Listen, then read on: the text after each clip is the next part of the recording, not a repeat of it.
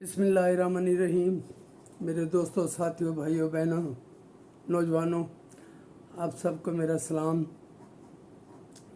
सबसे पहले मेरी वही रिक्वेस्ट, और जिसको मेरे साथी पूरा करने की कोशिश भी कर रहे हैं, कि जितने ज़्यादा हो सके मेरी सब्सक्रिप्शन बढ़ाएं, और अगर मेरी तजज़िये से मुत्तफ़िक़ हों तो या ना हो, कमेंट ज़रूर किया कीजिए, लाइक और शेयर भी करें अगर इत्फाक़ करें तो। सबसे पहली बात यह है कि आज जो कौमी असम्बली का इजलास बुलाया गया है, स्पेशल प्रेसिडेंट ऑफ पाकिस्तान जनाब आसिफ अली ज़रदारी की तरफ से, और मेरा ख्याल कल सेनेट का इजलास है और परसों पूरी उसकी पार्लियामेंट का मुश्तरका इजलास बुलाया गया है। तो इसमें दुआ है कि ऐसी कानून साजी की जाए जिससे मुल्क को मुस्तकबिल में लंबा बेहतरी की उम्मीद ज़्यादा नज़र आए, और चंद बंदों की इजारादारी जो जब चाहें एक आर्डर करके हुकूमतों को घर भेज दें, वो भी ख़त्म होनी चाहिए। और उन लोगों को भी इस वक्त इस कानून साजी का साथ देना चाहिए जो मैं न मानूं की पॉलिसी पर अमल अलमबरदारी उन पर जारी रखे हुए हैं। बात यह है कि कहा जाता है कि आदत सर के साथ जाती है। नफ़रत फैलाने की साजिश आदत तो नहीं बदलेगी। वो जब भी जो भी काम चाहे वो सब के लिए किया जा रहा हो, बेहतरी के लिए हो, उसमें रोड अटकाएंगे। तो मुझे उम्मीद नहीं है, लेकिन फिर भी उनसे रिक्वेस्ट है कि इस वक्त कानून साजी में उम्मीद है कि हुकूमत के साथ मौलाना फजल रहमान भी, जो कि बहुत ज़ीरक सियासतदान है, और उनका और ये जो माना अडियालवी है, इनका इश्तराक जो उसकी ख्वाहिश थी अडियालवी की कि हमारा फजल रहमान साहब के साथ इत्तेहाद हो जाए और हम उनकी स्टेट पावर यूज़ करें, क्योंकि पीटीआई तो मर चुकी है, उसमें ना सांस लेने की शक्कत बाकी रही है, ना कदम उठाने की। वो इनफेक्ट मौलाना की स्टेट पावर यूज़ करके हुकूमत को टफ टाइम देना चाहते थे, लेकिन मौलाना और माना अडियालवी एक सूबे में केपी में ट्रेडिशनली राइवल हैं। गुज़श्ता तीसरी टर्म पीटीआई ने ली है, लेकिन वहाँ मौलाना साहब का भी अच्छा खासा कंट्रोल है वहाँ केपी में।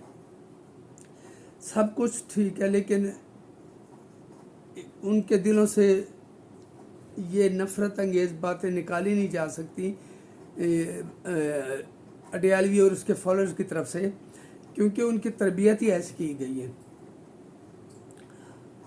इस पर मैं बाद में आऊँगा, इससे पहले ज़रा थोड़ी तफसील इसके बारे में बाद में करूँगा। पहले मैं शदीद मज़म्मत करता हूँ। आप सब लोगों से भी अपील है कि कमेंट सेक्शन में जाके ज़्यादा से ज़्यादा उस वाक़े की जो बलूचिस्तान में हुआ है, ज़्यादा से ज़्यादा उसकी मज़म्मत करें और उन दहशत गर्दों पर लानत भेजें और उनके सपोर्टर्स पर लानत भेजें। मेरे नज़दीक इस पर मैंने पोस्ट भी की है, उसमें यकीनन गैर मुल्की हाथ है, लेकिन उनके सहूलतकार हमारे दरमियान भी मौजूद हैं। हो सकता है मेरी बात गलत हो, लेकिन मेरी बातें मेरे जहन के मुताबिक होती हैं, किसी के इन्फ्लुएंस में आके नहीं की जाती। और वहाँ जो 23 पंजाबी मज़दूरों का कत्लेआम किया गया है, 12 को अगवा करके ले जाया गया है, तो उनके घर वाले जो कि थोड़ी सी रोटी रोज़ी कमाने के लिए वहाँ गए हुए थे बलूचिस्तान में, उन्होंने पंजाबियों को मारा है। तो मेरे नज़दीक ये सूबों के माबैन नफ़रत फैलाने की एक घिनौनी साजिश है। इस पर ज़रा गौर करें। सिर्फ पंजाबियों को मारा गया बलूचिस्तान में। बलूचिस्तान पहले एक पसमानदा सूबा है, हट के है, और पाकिस्तान का सबसे बड़ा सूबा है रकबे के लिहाज से, جس کی سرحد افغانستان سے بھی ملتی ہے، ایران سے بھی ملتی ہے، پتہ نہیں اتنا لمبا اس کا بارڈر ہے، جہاں غیر ملکی دہشت گردوں کا آنا جانا بھی اتنا مشکل نہیں ہے۔ باڑ لگا کے بھی افغانستان سے ہم ان کی نقل و حرکت پوری طرح نہیں روک سکتے۔ ان لوگوں نے جنہوں نے جانیں دی ہیں وہ تو شہادت کا رتبہ پا گئے، اور ہمارے فوجی جوان، سیکورٹی اداروں کے جوان اور پولیس کے نوجوان، رینجرز کے نوجوان جو آئے روز اپنی جانیں دے رہے ہیں، وہ اس ملک کے ہمارے لیے دے رہے ہیں، تو ان شہیدوں کو تو میرا سات سلام، اور ان کی شہادتیں تو اس ملک کی بقا میں ایک نئی زندگی کو جنم دیں گی۔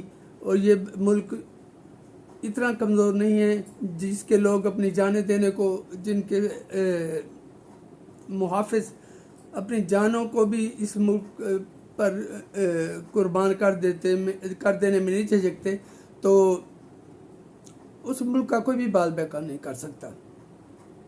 یہ جو بیرونی ایجنڈے پہ کھیل رہے ہیں دہشت گرد جو ہیں، کچھ 40,000 کو تو فیض اور حمید گڑھ جو نے آ کے کے پی میں کیا تھا نا، جہاں روز بم دھماکے ہو رہے ہیں، میرا خیال آج بھی کوئی ہوا ہے یا کل، مجھے پوری طرح یاد نہیں ہے کیونکہ میں نے تو کل 2 دن سے خبریں سنی نہیں، لیکن یہ جو 23 معصوم مزدور اللہ کو پیارے ہوئے ہیں، جنہوں نے اپنے بچوں کے لیے روٹی روزی کماتے ہوئے جان دی ہے، وہ تو شہادت کا درجہ پا گئے، اور جو جنہیں اغوا کر کے لے جایا گیا وہ اذیت میں ہوں گے، اور ان سب کی فیملیاں جس کرب سے گزر رہی ہوں گی اس کو الفاظ میں بیان نہیں کیا جا سکتا۔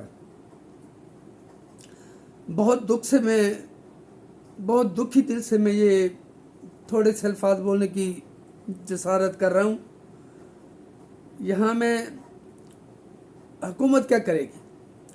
حکومت زیادہ سے زیادہ یہ کرے گی، اس کا فوراً نوٹس لے لیا جائے گا، ان کے گھروں کو کچھ پیسے دے جائیں گے جو اللہ کو پیارے ہو گئے ہیں، اور جو اغوا ہو گئے ہیں ان کے لیے ان کے پچھلے راہ دیکھتے رہیں گے۔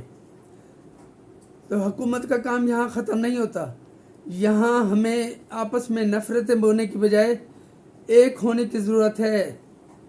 یہ نہیں کہ میں کسی اور کے پیٹھ میں چھرا گھونپوں، وہ ہماری پیٹھ میں چھرا گھونپے اور الٹیمیٹلی ہمارے ملک کو کمزور کیا جائے۔ یہ دشمنوں کی ناپاک خواہشات ہیں، اور یہ ناپاک خواہشات ناکام رہیں گی۔ میں اپنے جوانوں کو، اپنے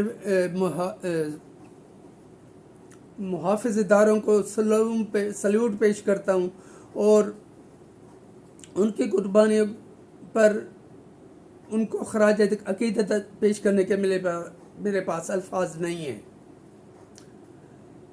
ان کے اعلیٰ کار چند ہمارے اندرونی عناصر بنے ہوئے، اس میں کوئی شک و شبہ نہیں، جس میں وہ میں بلوچ لڑکی کا نام لیتا ہوں، میرے ذہن سے نکل گیا، جس نے ایک جلسہ کر لیا تھا اور جس کی آڈیو بھی پکڑی گئی تھی کہ ہمیں 13 کروڑ واپس کرو، تم مرضی کے مطابق، ہمارے توقع کے مطابق بندے اکٹھے نہیں کر سکی۔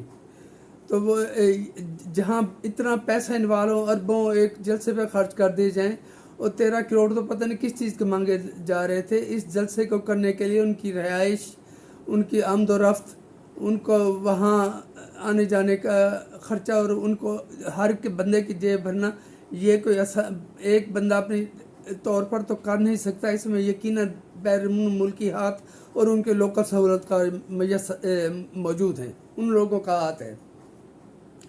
بلوچستان ہمارا ایک پسماندہ صوبہ ہے، آبادی کے لحاظ سے بہت کم ہے، اس کی آبادی شاید ملتان سے زیادہ دگنی ہوگی، 60 لاکھ اس کی آبادی ہے۔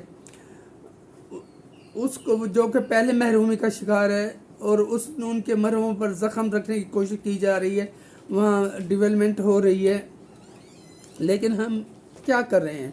ہم خود دیکھیں ہم کیا کر رہے ہیں۔ ہمیں یہاں آپس میں نفرت نہیں بونی چاہیے، ہمیں یہاں خوف زدہ بھی نہیں ہونا چاہیے، بلکہ وہ کیا کہتے ہیں،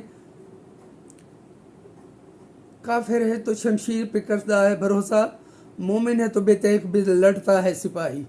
جو ہمارے جوان لڑ رہے ہیں وہ بھی انہیں پتہ ہے کہ ہم اپنی جان کسی وقت بھی اس ملک پر قربان کر سکتے ہیں، ہماری حفاظت کرنے کے لیے جان قربان کر سکتے ہیں۔ وہ اس لیے سرحدوں پر ہیں کہ ہم آرام کی نیند سوئیں اور وہ اپنی جانیں ہمارے لیے قربان کرتے رہیں۔